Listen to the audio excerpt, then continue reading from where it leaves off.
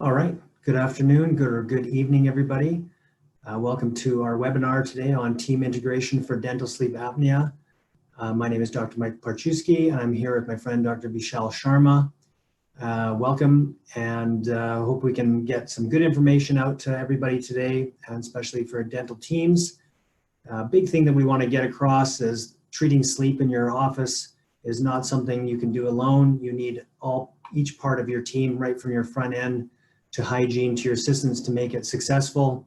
And today we have 1 hour that we're going to go through with you, talking about a lot of things and going a little bit fast at times, but this will be recorded. You will have access to it later, and we'll have contact information to get a hold of us. So let's get going here. I'm just going to click this forward. So we have no conflicts for this webinar. First of all, let me just introduce Dr. Vishal Sharma. He's a KOL for Dentsply Sirona on joint movement and CEREC system. He's a lecturer and trainer for Henry Schein on CEREC integration. He's a mentor for CEREC doctors, as many of you know about that big company, and he's a partner of mine with Digital Workflow Dentistry Training, where we provide hands-on training, hands-on education, webinars, and even now podcasts. Thank you, Mike. Good afternoon and good evening, everyone. As Mike mentioned, my name is Vishal Sharma, and I'm very excited to be here, or at least to be here online with you.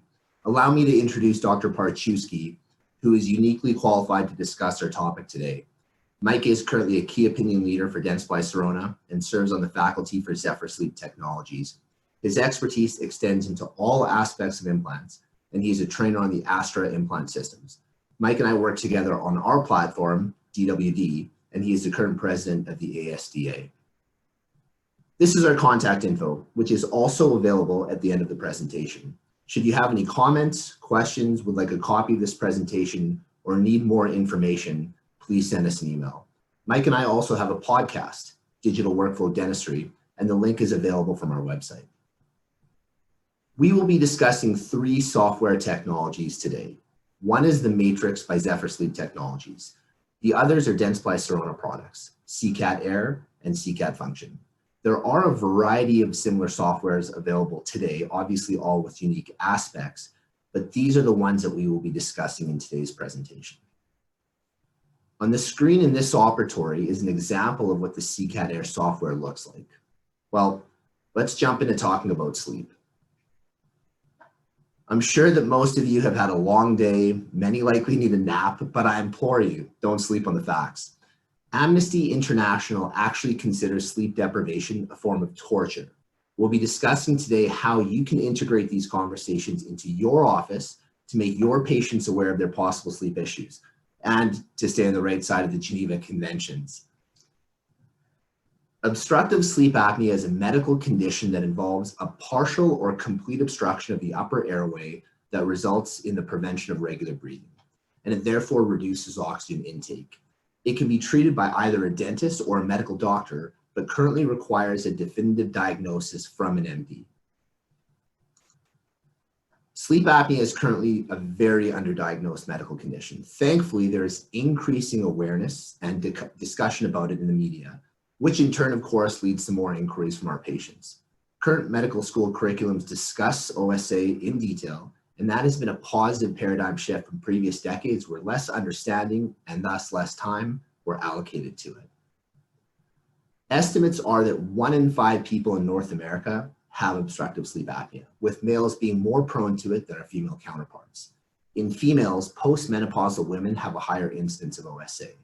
Only 1 or 2 out of 10 people who suffer from sleep apnea are currently diagnosed with having it. Let that stat sink in.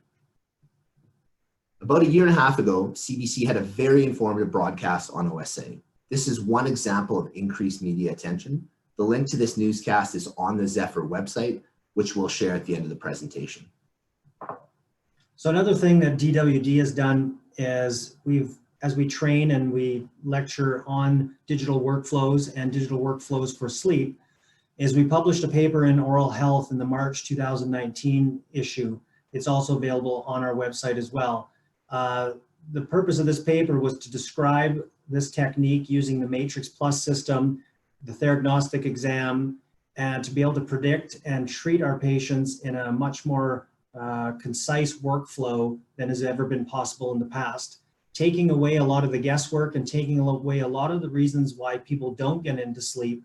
And so this is a great resource for you guys to check out to learn more about the workflows that we do in our clinic. So again, this is what we're talking about, is the simple sleep solution. In this solution, we're using the Zephyr system you can see on the left.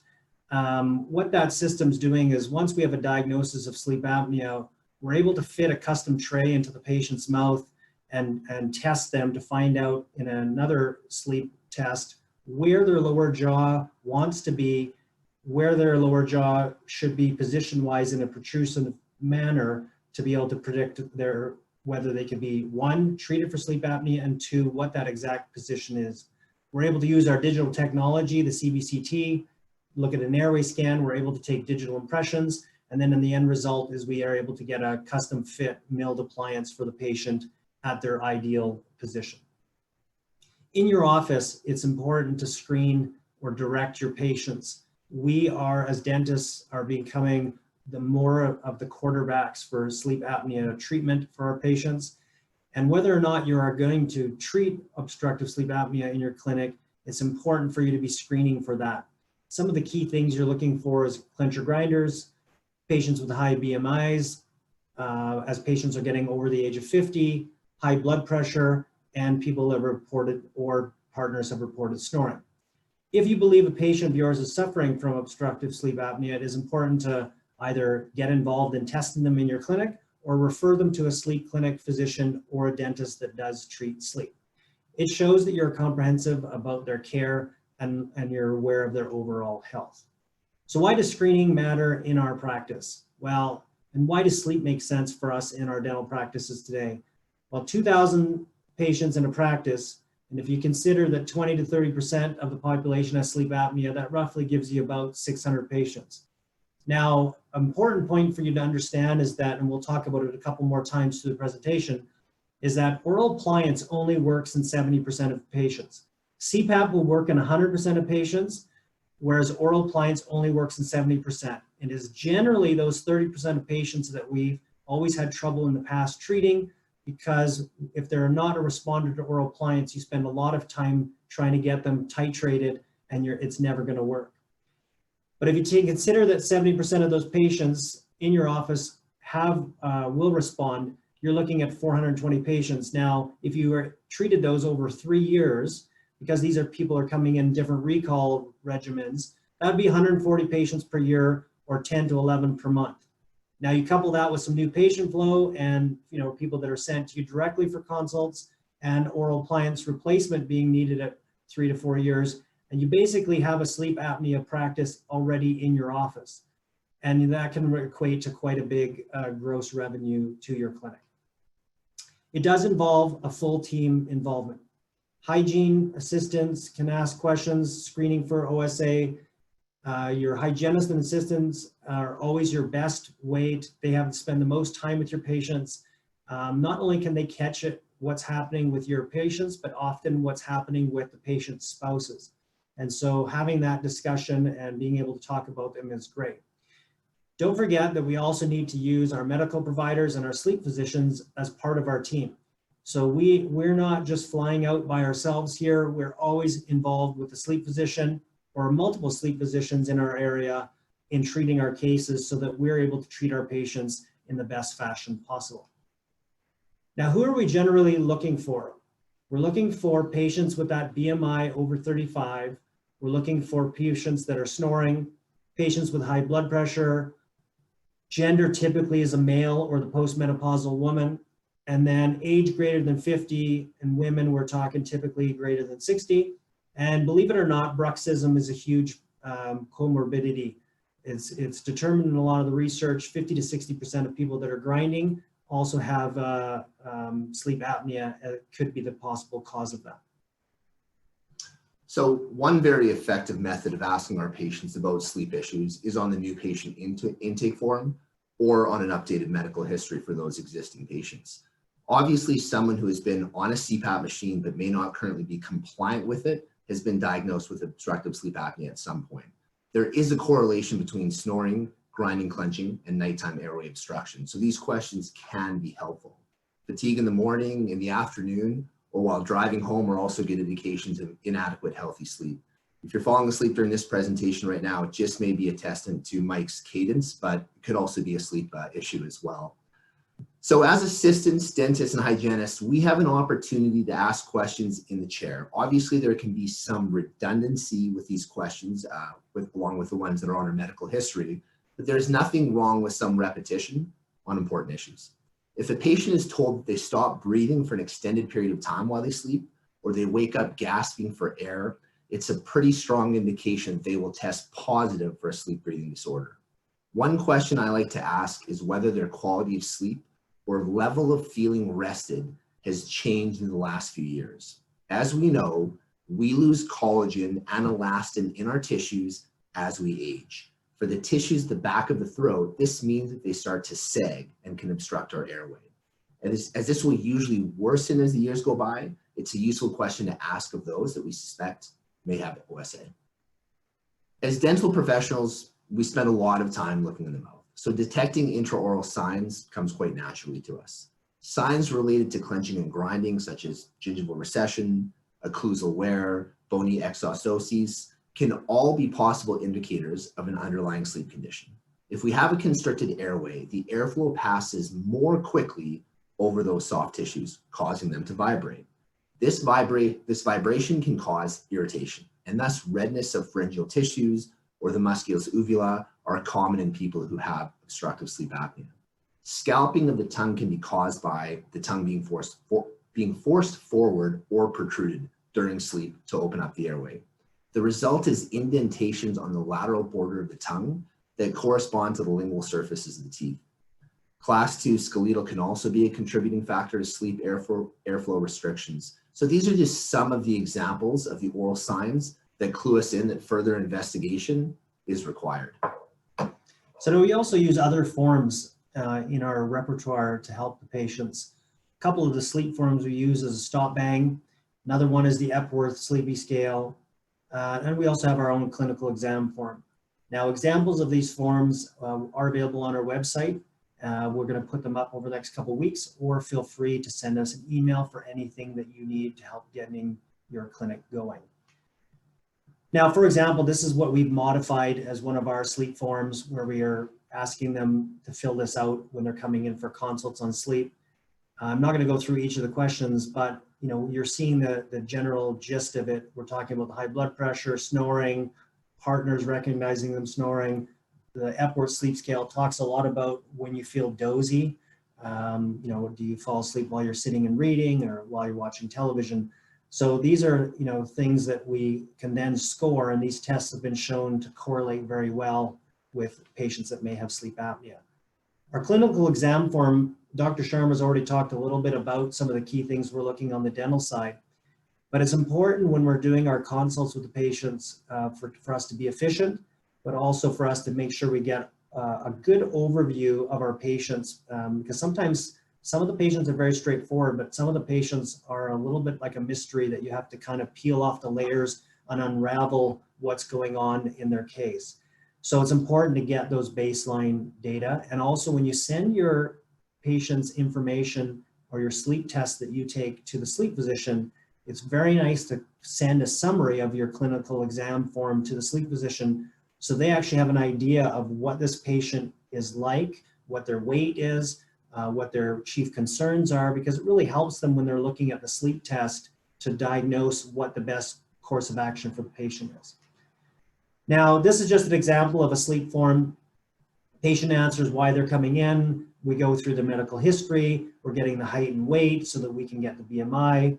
We want to know kind of about their social history, whether they're working full-time, are they shift worker? We want to know about exercise, caffeine intake, smoking, and alcohol. We all know that alcohol does increase, the collapse of the airway as depresses the constrictor muscles. So we want to know that.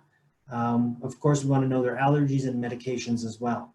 Again, from our form there, we can enter, usually our assistant will enter this. She'll enter in if they've had a previous study before, if they've ever done a sleep test before. We'll enter in their scores. We'll enter in different things about the patient, speech, mood, neck circumference. And then we'll look at, just like Dr. Vishal talked about, we're going to be also looking at their teeth, because it's important that we don't get down the road where we're trying to plan to do an oral appliance and we find them look in their mouth and realize that they're missing most of their teeth. So it is important, if we're going to make an oral appliance for our patients, that they do have stable teeth.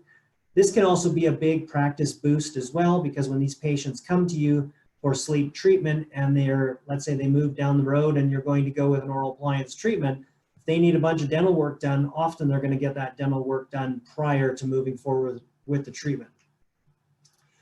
So things like their occlusion classification, spacing of teeth, and then again, Vishal already went through tonsil size and Mallampati scores. As these scores increase, so does the preponderance of sleep apnea. Mobility of teeth is important.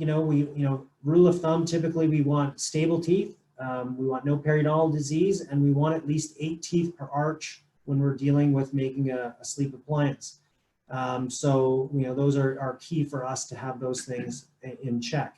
We also need to know what their TMJ is like, because we're going to be moving their lower jaw likely forward in an oral appliance. So we want to make sure that their jaw joints and muscles are healthy. Some people that are clencher grinders, if we can solve the clenching grinding with our oral appliance, maybe we're going to also solve these muscle issues as well. So it's not, having TMJ or muscle pain is not an aversion to oral appliance therapy at all, but it's something we want to be aware of in our overview of our patient.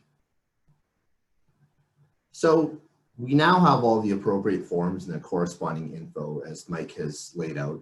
Let's discuss the role of the team. So the front end will of course be responsible for managing the questionnaires, and thus should have some familiarity with the questions patients may have about those forms.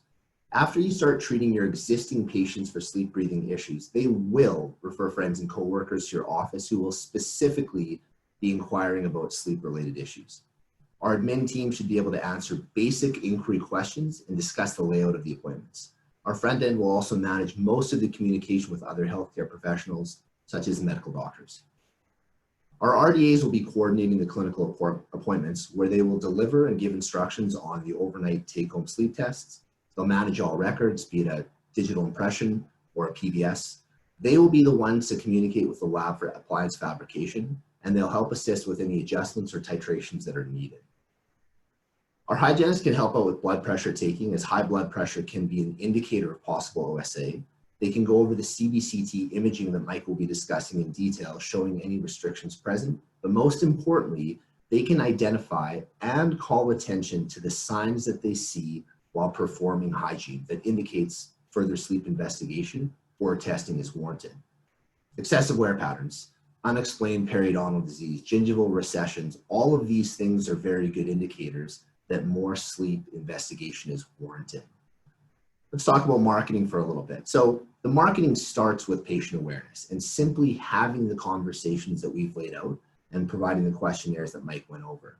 Signage can be helpful, as can media displays. Having the Airway mapping the CBCT up on a monitor when a patient comes into the operatory for future appointments, it's also very visually informative. Externally, social media seems to be the most popular medium of today, but of course there are other alternatives. Mike and I would both agree that one of the best things we can do is ensure that other healthcare professionals know what service we are offering and why. Discuss it at your next study club meeting. Send a letter to your nearby medical doctors or the chiropractors nearby your building, letting them know how your office is involved with the treatment of sleep breathing disorders. There may be other dentists who are screening but not able to yet treat for sleep apnea. Let those dentists know that you're happy to see those patients just for the services of sleep and refer them back for continued care.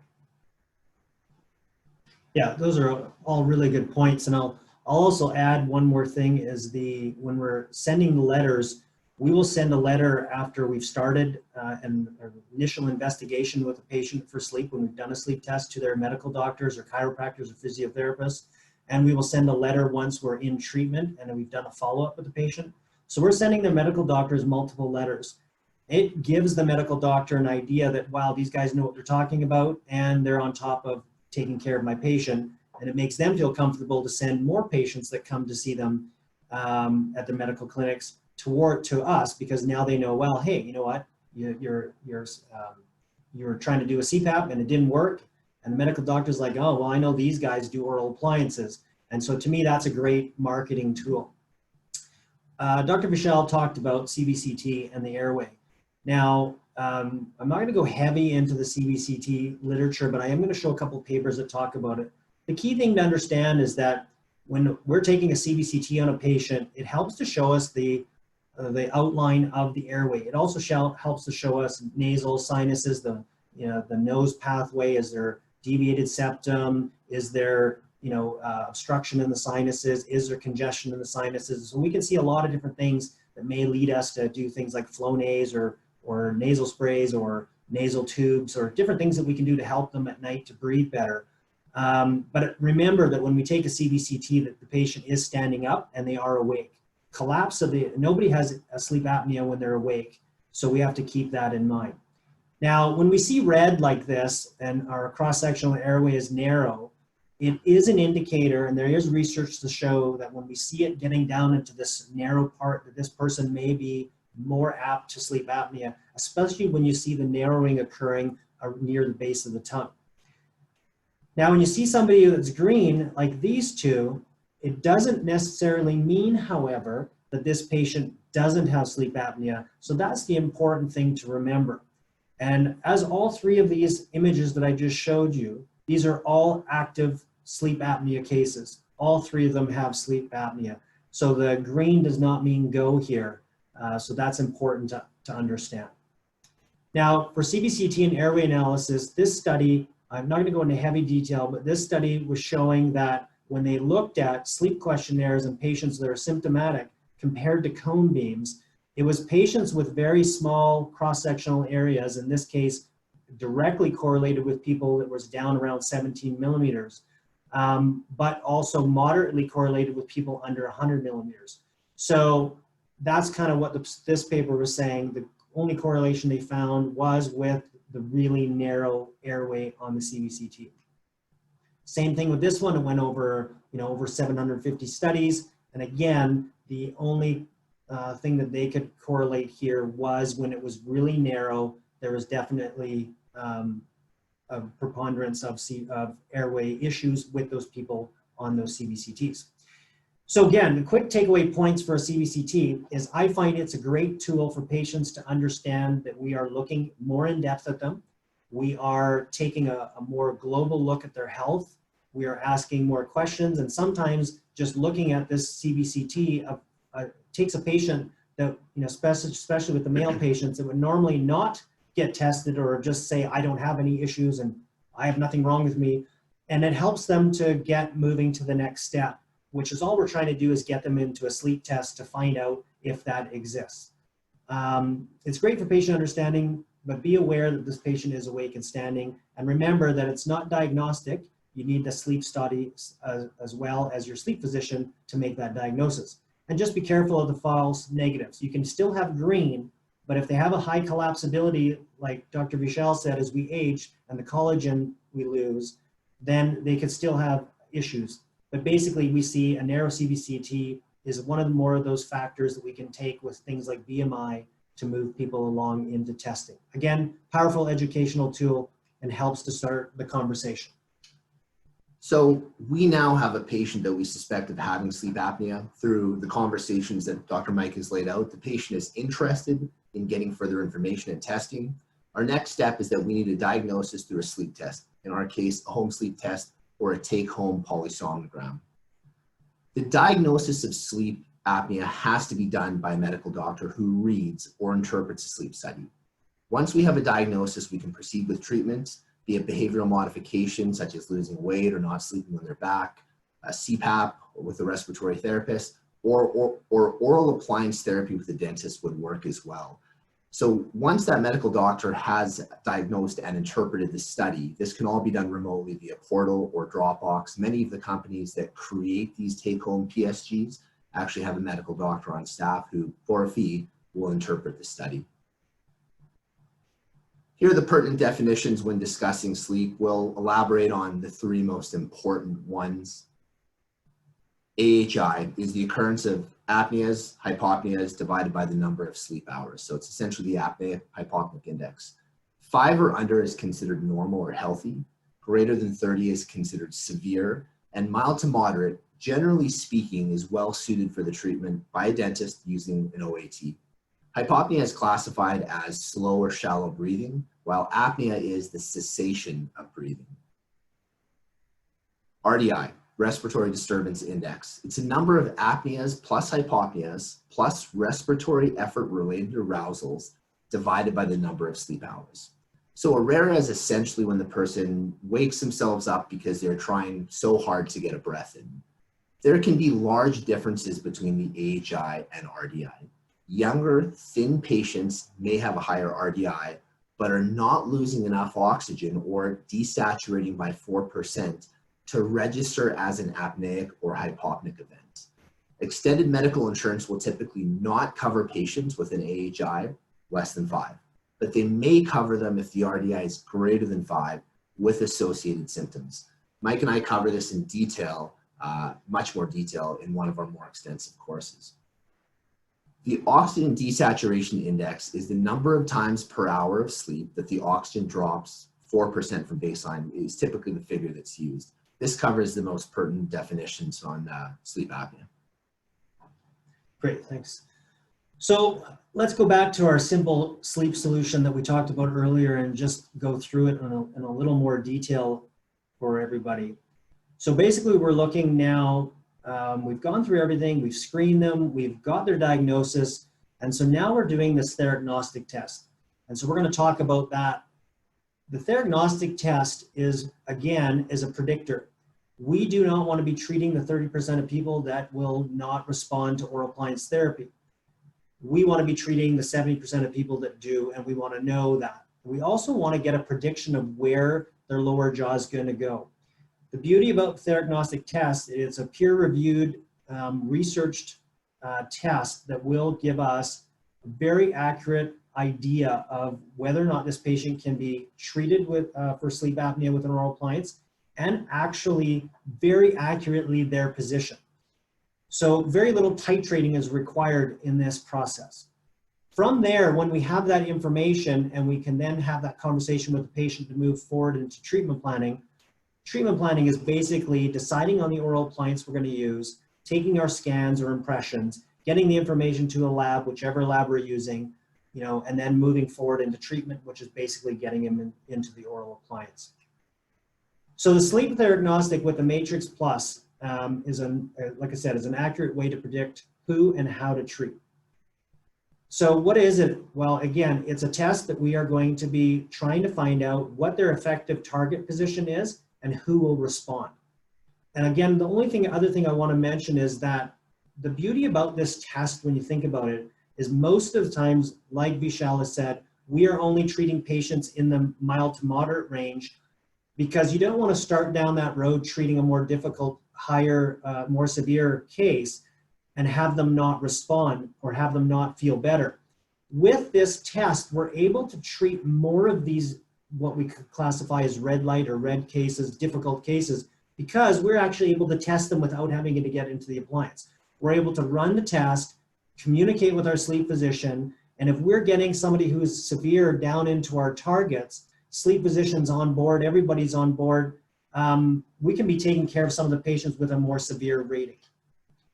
So basically, the nights, it's a 2-night study. Sometimes it requests a 3rd night, and we'll go through that. But basically what it's doing is it takes the patient, you basically take a bite on the lower and the top, and it's on a George gauge, which basically is the upper and lower jaw are independently mounted onto one mount, connected to a motor of the machine. So the lower jaw at night can be moved around based on the computer. So it's going to adjust this position into little tiny steps through the night, usually about 300 adjustments a night. And what it's going to be doing is testing where the most ideal spot is for that patient's breathing to improve. So it can be up to 3 nights. And this just gives you an example of one. At the top there, you can see the protrusion in millimeters and how it's gradually moving to several different places all the way through. And again, the machine's measuring the oxygen levels and measuring their breathing efforts at the same time, trying to pick the best place. The reason for a third night is that if it, what happens is that first night, it's trying all these different positions. That's called a dynamic night. On this one, you notice that in the dynamic section there at the top is number of motor position changes with 375. That's where it's trying the different positions. On the second night, it positions them at the most ideal spot. So within the first 20 minutes of sleep, it gets them to the ideal place. And then it's running a sleep test on them to see if they are treated at that position. The third night, which would show up as number 3 if it requested it, is when the protrusion target is getting to the 80% range, it will try a third night, bringing them back more into the 70% range, because we know that it's harder to treat patients at a higher protrusion rate. So it will run a third night to see if it's appropriate that this patient could be treated at less protrusion. Again, at this one, you'll see an example of the result of the study showing this patient's target position is 3.2 millimeters forward, and it's at 54% of their protrusion. And a lot of times we're seeing our cases treat out in the 40 to 50% range, as opposed to the traditional 60 to 70% range in the normal titration mode. And again, this is just a close-up of that. So we now have a definitive diagnosis of OSA requiring an oral appliance. What next? Well, if you have a CBCT, you can also now take a low-dose scan of the airway with the therapeutic protrusive bite in the mouth. We now have a comparison of the airway constrictions at the patient's normal habitual position versus what it will look like in the new airway therapeutic position. This is not critical, but if you do have a CBCT, it can be a useful tool. Also at our next visit, we'll be digitally scanning or taking a PVS impression of the arches. If you are scanning, you use the protrusive bite registration position that Mike just described when taking a buccal relationship scan. This can then be exported in a variety of different methods, STL being the most common. This is a prime scan image, high definition, high resolution, and colorized. Mike and I both have this scanner and like it for full mouth digital impressions because of its accuracy and speed. It's also versatile and has many other usages. If we have a CBCT, we can marry or superimpose that image with the optical scan that we've taken with our prime scan. The superimposition is done by clicking on matching teeth on the CBCT and the optical dental scan. You can see in this slide, it has some colorized balls.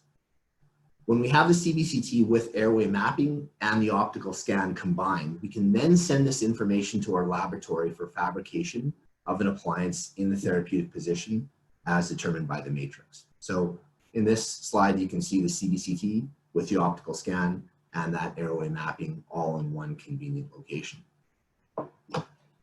So now we've gone ahead and ordered our appliance. In this case, we ordered an OptiSleep. And again, you could use, there's several different types of different appliances that you can use.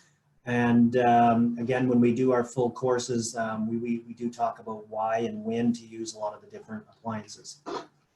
Now this is the picture of the OptiSleep in place. So you can see that it's a very low profile device, milled, very comfortable for the patients. Again, the less bulk in my hands, always the better, and better compliance with the patient. Comes in a nice case for the patients. I find these, we've been using these for several years, and I've been finding that because they're milled, they stay clean very well, and the fit consistency stays very good. Again, this is what we talked about, the milled PMMA material, very good. And again, if you want to see more of these, our website or the optisleep.com. Of course, there's very huge array of other appliances on the market that all have pros and cons. Now, if you have somebody with, for example, using like a SomnoMed, might be more beneficial for somebody with, anterior crowns or things like that, where you don't want this tight appliance coming on and off their teeth. So you might want something that has a softer liner. You might have a heavy clencher grinder that persists no matter with the sleep treatment. And so there's the Panthera appliance works well. And then another really nice appliance is the Prosomnus, which is also milled, and they have a lot of different options with their appliances They have ones that are titratable, with a screw type of position, and they have ones that are used with a wing type of approach. So very versatile as well. So there is a lot of good ones out there. Now, let's just quickly review the appointments. So we've kind of broke it down. Yes, there's going to be more visits than this because we're going to have follow-ups on that. But basically, we want to get this sleep down into a consistent, concise 4 appointments. So the first, if we have a patient that we've never seen before, never had tests before, and they're coming in, or we get them out of hygiene, we're going to be starting with a consult first. And that's where we're talking with the forms, the questionnaires, and we're booking them quite quickly into a one-night study to find out what's going on. So your hygienist could recognize this patient, high BMI, wife's reporting that they're snoring a lot, and you have an opening in your schedule, and they come over and you take a 3D scan on them, you chat with them a little bit about it, and they're checking off a lot of these boxes. Maybe you've had time to fill out a couple questionnaires. At this point, you don't necessarily have to go through all of the paperwork, but what you're doing at that point is saying, look, let's get a sleep test done on you so we can find out what's going on. Now, appointment 2 is when you've taken that patient from appointment 1 and you've got their sleep study, or the patient is coming to you where they've had a sleep test done already recently. We like it within a year, and I think it's appropriate if you have a sleep test within 2 years.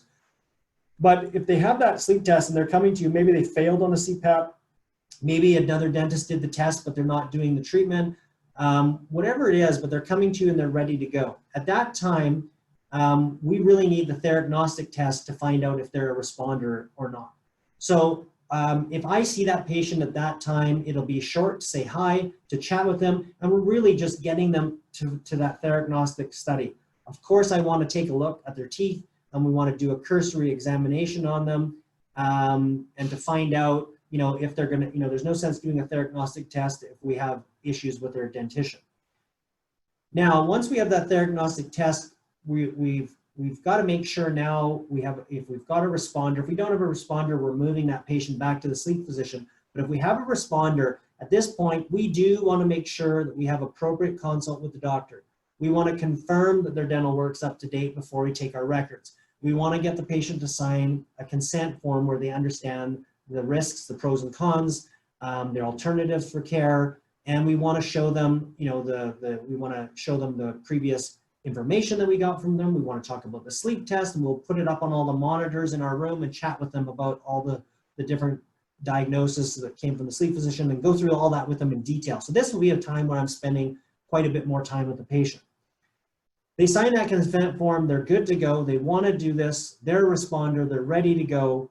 Now it's up to my assistant to get the records, and we get this moving down the line. In a lot of my cases, they're off to Germany for the OptiSleep, or it could be off to Orem, could be off directly to SomnoMed. Whatever appliances you're using, ProSomnus also accepts digital, you to be able to send things digitally to them now, which is fabulous. So everything can be sent right from your Prime scan.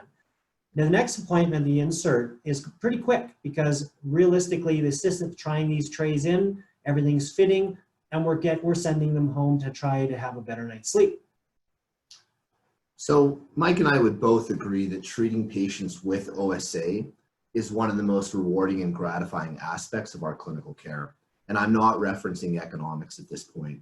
When you can successfully screen, facilitate testing, and then deliver an appliance that truly changes a patient's life for the better, it's a great feeling. Better sleep can lead to more alertness, having a better overall mood, less irritability, more energy, improved memory, job performance, the list goes on. And I would go on, but we're limited in time today. So patients will notice a change, maybe not immediately, but certainly given a number of weeks, they will. So you're doing your patients a great service, benefiting them immensely, improving their quality of life, and as this slide illustrates, being appropriately compensated. So 5 patients per month, which is a very simplistic number given the number of hygiene patients that most of us have coming through on a monthly basis, is going to equate to a gross annual revenue of $180,000. You're obviously going to subtract some costs for the Matrix machine, amortized over a 2-year period, the monthly portal charges, and some disposables. So gross revenue minus patient costs, it's about $167,000 per year. So in our new COVID world with increased PPE costs, some possible concerns with aerosols, this can be a great practice builder. It's predictable, especially with the matrix system. It's non-invasive, and it does not involve a high speed or a dental needle. Most importantly, it can not only change for the better your patient's lives, but it can actually elongate it. So let's just go through a couple cases here. First of all, in this case, this patient is a 56-year-old male, had a CPAP, did not like the CPAP. So this is one of those patients that's coming to us in phase 2. So they've already gone through the trial. They've already had their testing done. Sleep physician sent them to us to say, hey, can we check to see if they're a responder for an oral appliance because they're not responding with the CPAP. They did have actually a tonsillectomy through their CPAP trial to try to see if that would improve. And it did actually help the AHI a little bit, but still did not make a big difference in their snoring or comfortable sleep. And they still at this time had an AHI of 17.6. So the BMI is not really that high, and their neck circumference is not over the top as well. Dental history on this patient: Mallampati class 2, tonsils have been removed. They have a bridge in quad 2, no other crowns or root canals, and some implants in quad 4. So generally, healthy dentition, up to date on their hygiene, and did not have any other dental work to get going. This is just showing what came back from the sleep physician with the sleep test. And here the pertinent information was their AHI of 17.6, and their this patient again was symptomatic. When they're lying on their back, their rating was higher. So they, still, and typically we'll find that more people when they're on their back will have worse performance on their scoring because gravity works against us and things tend to collapse. So we decided, okay, let's go ahead and get a theragnostic study. So we proceeded with theragnostic test, and this was the result of the 2-night test. This patient has the ability to retrude their jaw, and I think that's primarily because they're able to go like -4 on their retrusion, and then they're able to go up to 4 protrusive. So you're looking at about an 8 millimeter total protrusion that they can go. But their overbite was only about 1 millimeter. Overjet was only about 1 millimeter. So technically, we're really, in this case, actually not really protruding them very far. We're protruding them 45% based on their total movement, but we're realistically in here, we're only protruding them basically just slightly beyond their normal overjet. So what this shows me is this patient has a lot of lower jaw laxity, and they're really collapsing back at night. And all we need to do here is stabilize them, and we're going to get success. This was their CBCT. You can see their cross-sectional area was quite low, around 100 millimeters, and we can see it's at the base of the tongue. Now it happens, and it doesn't always happen, that the CBCT looks nice and green after we have them in their position, but in this case, it did come out that we've improved their cross-sectional area by opening them and bringing their lower jaw a little bit more stable forward. And again, this illustrates that difference. And again, because they're awake and standing with CBCTs, this does not always happen. Sometimes I get the second image looks worse than the first image. It really comes back to the testing and the results of those testing. But when the patients see this, they're pretty excited. This is the patient's bite. From a few photos, you can see, a little bit of a deeper bite, but again, an overjet, not out of control. And there we have the oral appliance, the OptiSleep in place, and you can see we don't have them very far protruded. We did a post-study on them at 3 months. Typically we insert, then we have a 1-month follow-up on the patient. And we might titrate if needed, usually just 1 band. And then at the 3 months, we're doing the post-insertion study. I will go back to this one for a moment. If you look at the bands, just so you're aware, the OptiSleep comes with bands from 0 to 9. It'll preset your target position at band 4. So you do have room to titrate them forward and back based on their symptoms. So we'll, again, we tend to set and forget it, where we just put them at their target, what the matrix told us. It works sort of, I would probably say 90–95% of our cases, but sometimes they still have a bit of snoring, or their AHI may be okay, but we might try to titrate on a little more of the snoring just for their wife, because that's probably more important than the AHI. In this case, his post-op test showed an AHI of 5.7, his oxygen desaturation had improved, and the patient was feeling good and reported feeling better. So, you know, our goal when we do these sleep appliances is to bring their AHI down below 10 and less than half of their original. So the original was 18, our target, we really want to get them down to 8 range, and we've got them down to between 5 and 6. Could we titrate them a little bit more if we wanted to? You know, yes, but the patient was happy, no snoring, sleeping good. So we may titrate them down the road as we do a follow-up study at 2 years. If, let's say, as aging occurs or weight changes occur, we might need a bit of titration. I'll walk quickly through a second case that does have some differences with the case that Mike just showed. So this is a 55-year-old male with high blood pressure, no other medical concerns or issues. The individual is relatively thin as well, with a smaller neck size. The Epworth Sleep Scale scored a 6.6, and the AHI is very close to the severe category at 28.6. So this person has not had substantial dental work. They do have some inward tilt to their teeth, but they are in class 1 occlusion. They have some larger tonsils and a significant malempody, which Mike went over previously in this presentation. So the baseline sleep study showed an AHI of 28.6. It's slightly higher when this patient is on their back at 32.2, but this individual also scored high on their side and their stomach. So unlike the case that Mike presented, it's not postural in nature. Minimum oxygen percentage score was at an 85.4. Here is a summary of the oxygen desaturation. As a reminder, it indicates drops of 4% in oxygen saturation from baseline. This screen also differentiates between apneas and hypopneas. Heart rate is also shown in this summary. Here's a CBCT image before treatment showing a rather small opening at about 48 millimeters squared at its narrowest. And then this is the matrix theragnostic report after a 3-night test that Mike had described earlier. It shows which protrusive position this patient responded best to. And you can see that, as Mike mentioned, it's much less than 50% of max. This patient was classified as a responder to oral appliance therapy. So the predictive study shows that this patient responded best at only 33% protrusive target. Here's a CBCT airway mapping with a protrusive bite showing a constriction volume, still constricted, but up to 63 millimeters squared, which is an improvement from before, where it was at 48. So about a third of an improvement on that. This shows the volumetric airway mapping in the pre-treatment versus the treatment position. Obviously, the difference is not as profound as it's not as profound, as it is in most individuals. And you're, of course, still seeing red across both screens. But this is a good example of showing how an increase from 48 to 63, or about a third, has a profound effect on reducing the AHI, which I'll be showing you shortly. Here's obviously the insertion of the device, not much protrusion, which will lead to a more comfortable device and thus a more compliant patient.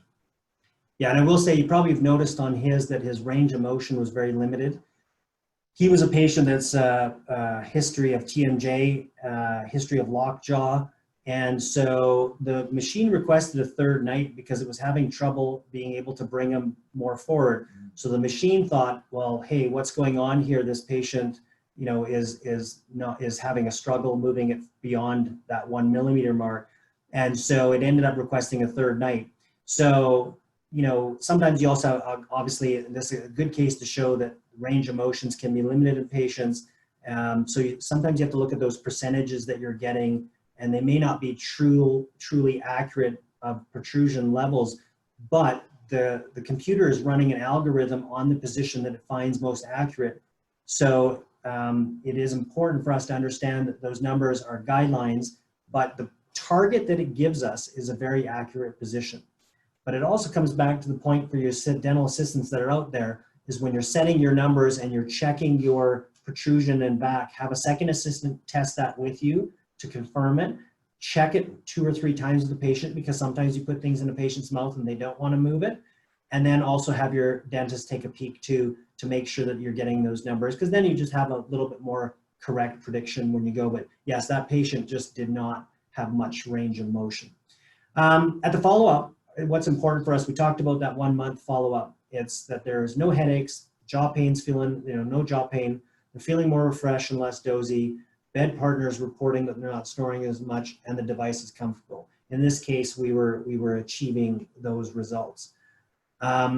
This patient at 2nd month, I don't have that on here, but at the 2nd month was finding a little bit of stiffness in the jaw.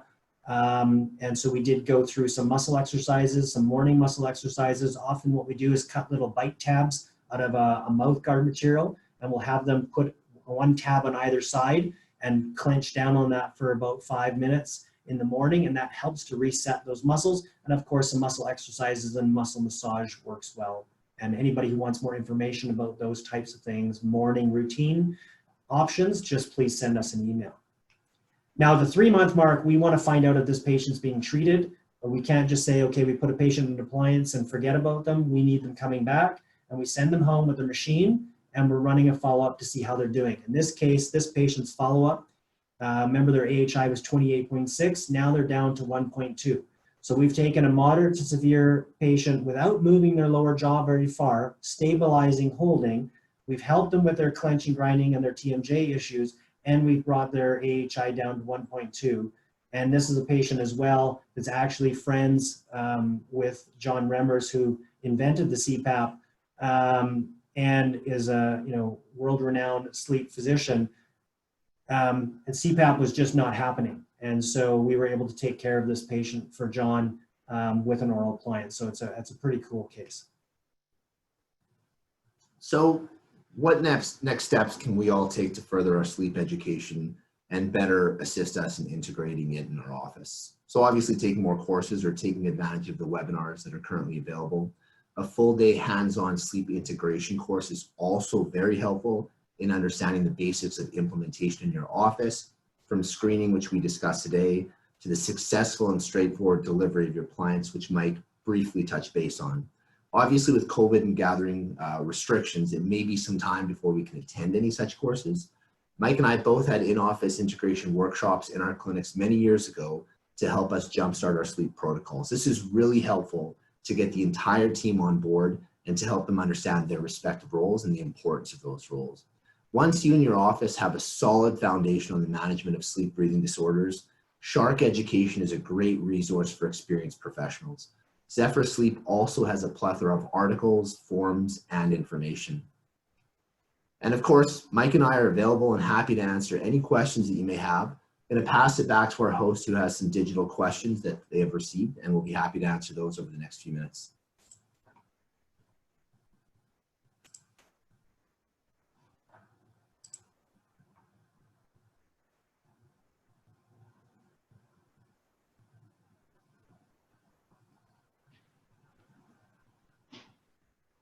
Okay, so I have a question from a dentist that was asking about vertical position and vertical changes.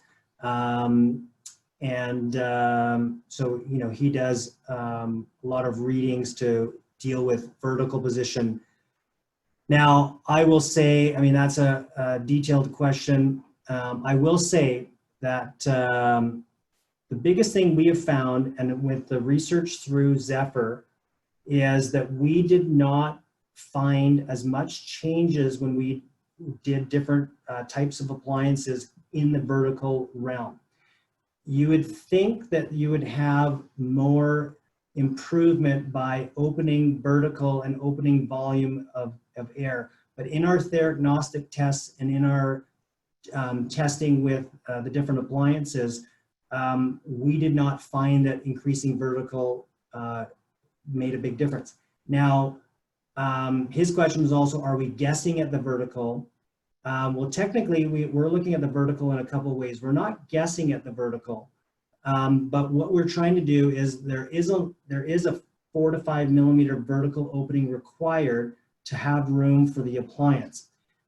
There is studies that show that over increasing vertical does not help and can have more impact on TMJ, and actually, as you increase vertical, on some cases, cause sleep apnea to worsen. So the goal in my training and with our cases is just trying to minimize vertical opening and more focus on the protrusion. And yes, he mentioned that he uses Pantheras, which are great appliances, especially with cleanser grinders.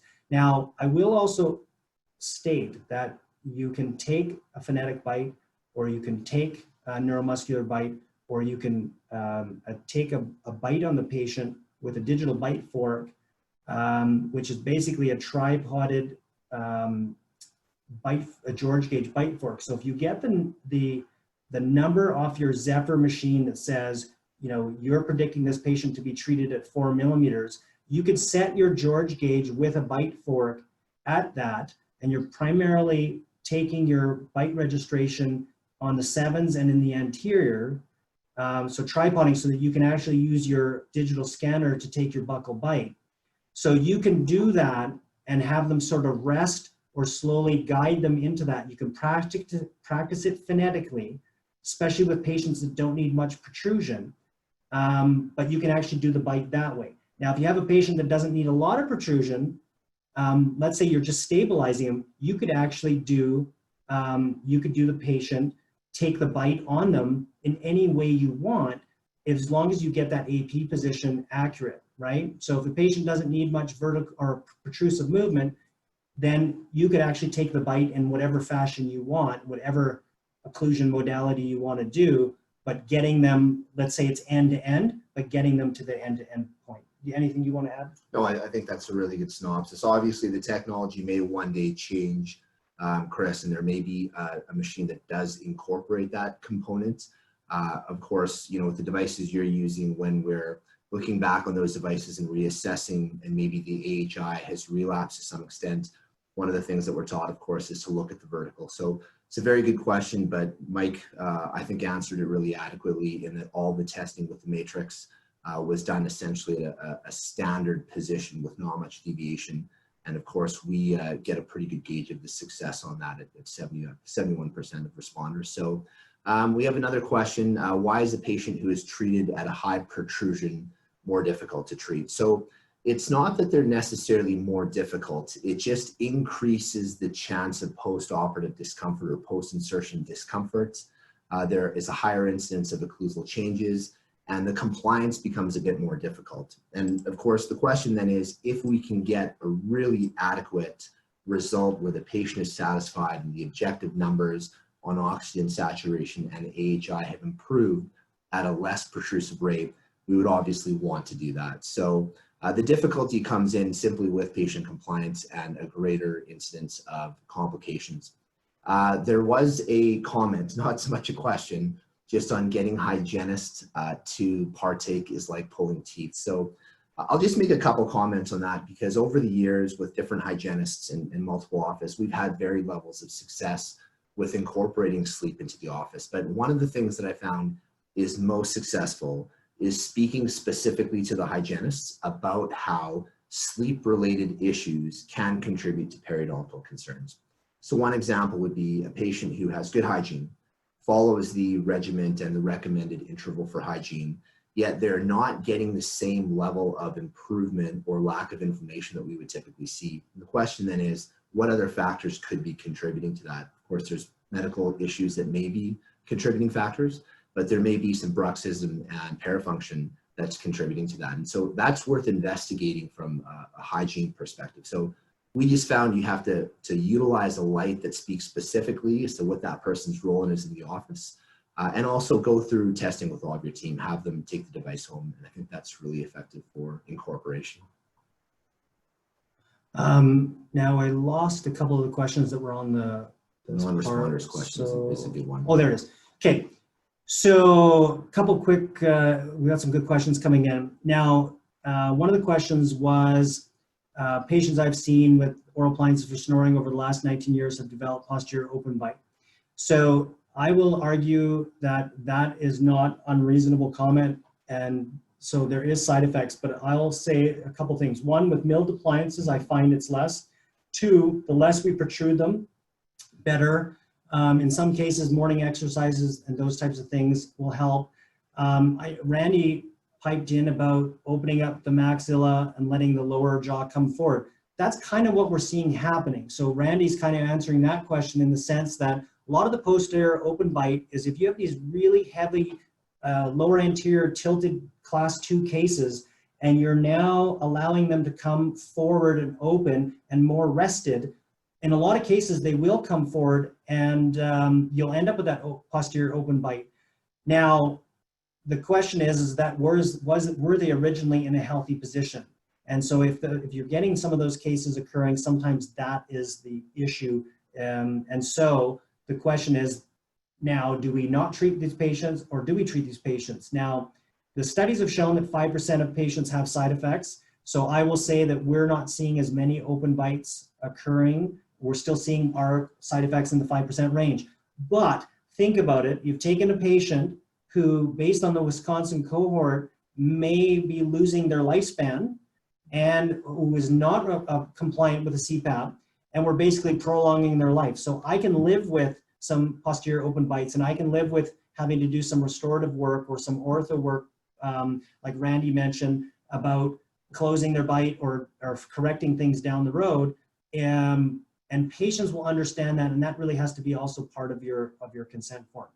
And then I think with Randy's question about opening the jaw and allowing things to come forward and treating the patient orthodontically or with surgery are definitely adjunctive cares that can work.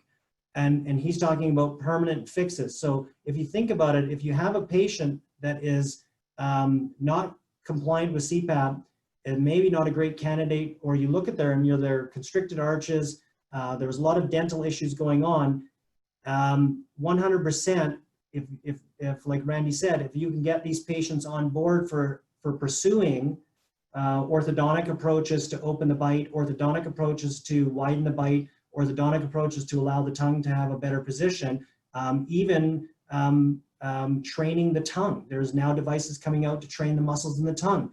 So there's all kinds of ways to get at this, but at some point, some of these patients may not be that gung-ho to do all of that extra work and all that cost. But what Randy makes the point about using ortho and using expansion and having a relationship with oral maxillofacial surgeons and orthodontics is 100% correct. And I will say Randy's point is really important when you look at children, and we really have to get kids checked out by orthodontists and pedodontists and dentists that do ortho and treat kids by the age of 7, especially if there's complaints. We really need to make sure that these kids are being treated and being seen and taking care of those underlying issues orthodontically and dentally, so that when they're adults, they don't have that deep bite. I hope that helps Randy with that. Yeah, just to elaborate on that, to backtrack on Loretta's question regarding posterior open bite, I echo Mike's sentiments in that milled devices that are hard in nature or hard acrylic, really they serve as retainers and hold those teeth in place.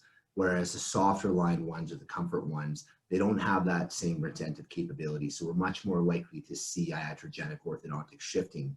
Of course, with these devices, the TMJ is going to be out of the socket, protruded forward down the eminence. But as we're only wearing it for about 7 hours per night, as soon as we take that out, the joint's going to be reseated. So we're not worried about iatrogenic TMJ remodeling over that short period. So very, very good question. And just to elaborate on Randy's question regarding the use of orthodontics for expansion to create more room for the soft tissues, absolutely. You know, whether it's surgery, a DNA appliance, whether you're trying to get more muscle tone using a myofunctional therapist, all of these things are intended to clear the airway of the soft tissue that's obstructing it. And there's a variety of methods to do that. The matrix system is just simply one methodology that is highly predictable, and it's very, very easy. 71% of course being responders. There was another follow-up question regarding that is there any other research being done to increase that 70% of responders to a higher number?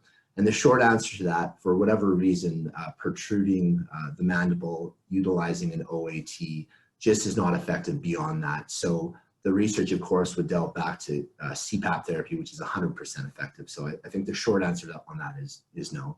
Yeah, and I'll add to that is when we train and when Suresh with Shark Education trains dentists on sleep, what we're doing is we're getting people involved in taking on the cases that have minimal, all kinds of minimal permutations happening.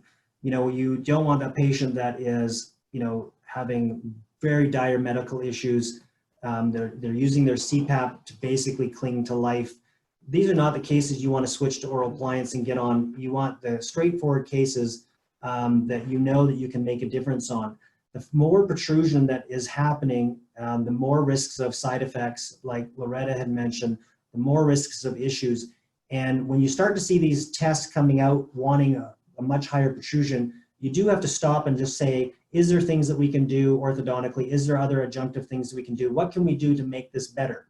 Now, when we have those cases that are in that 70, that are non-responders, now there is a thought process, and there is some things that we have seen at Zephyr, that some of these patients that are on the borderline of being a responder but will not use CPAP still will end up getting an oral appliance because they don't have really any other choice. And what has been found is some of these patients over time will gauge themselves into the responder category. And the philosophy for that is because that as they get a little bit more healthy, they get less inflammation. Less inflammation in the airway means less constriction in the airway. And so some of these borderline patients can actually become responders down the road. But it takes you into a level of case that you need to be working with your sleep physician. You need to be working with your adjunctive people so that you are taking a team approach. And these are what we call red light cases, more advanced cases. And these are things that we teach in the higher level courses on how to take a more comprehensive approach to these patients that don't use CPAP and are non-responders. Now what the heck do I do? And that's where we start talking about the adjunctive things, and then, to continue with adjunctive things, but it's also where we might start doing some trials with an oral appliance. Maybe they'll now use a CPAP in combination with the CPAP can be at lower pressure, or maybe we can get them a little healthier by having an oral appliance and getting things better. But if we're doing that and not getting to our targets, we need this to be guided by a sleep physician so that we're all on the same page. Just two more questions that we'll take. One is from Paul, and he was asking, how long does all of this take from start to finish, or take to get together? Well, essentially from the screening process to the initial take-home sleep test, the diagnosis from a medical doctor, that can all happen very, very quickly. Of course, the initial diagnosis is just an overnight test, and typically the day after or the day after that, medical doctor has given you an interpretation. If you have obviously diagnosis of sleep apnea and that patient will be a responder to OAT, then of course you're doing the matrix fabrication for the 2 or 3 night take-home diagnostic testing. Once you have that information, they're back, you go over the findings with the patient, determine whether they want to proceed with therapy, you do your scan, send it off to the lab. So Paul, in total, you're probably looking at about 3 weeks if you want to rush that process. Certainly within 4 weeks, it's an easy workflow to manage. And then Mike, if you want to take cost of treatment and appliance, you can answer. Yes, one other question we had was, what is the cost of treatment and appliance for the patient? So I know it varies out there, but generally, rule of thumb, CPAPs are typically $3,000 to $3,500, and our oral appliances at our office are $3,000, and the $3,000 includes the theragnostic test. Sometimes we'll do the one-night sleep studies for patients at no cost. Sometimes we'll just so that we can get this ball rolling. Sometimes we'll do the one-night sleep test at a nominal fee, around the $150 mark. But the $3,000 includes the theragnostic test and the appliance and the first 6 months of follow-up. Then we'll have a fee guide that will be given to the patient at the consult, which is what we're charging at, for a 1-year checkup, what we're charging for appliance adjustments past that point. And, most labs and most clinics, will typically offer like a 1-year to 2-year warranty on their appliance. But so we've sort of stuck at the 1 year, and then, again, we're flexible. We're not tyrants here. Patient has a chip out of the OptiSleep or something, then we do our best. It's at 1 day or 6 months past. So it's not like Apple Care that we're going to shut down.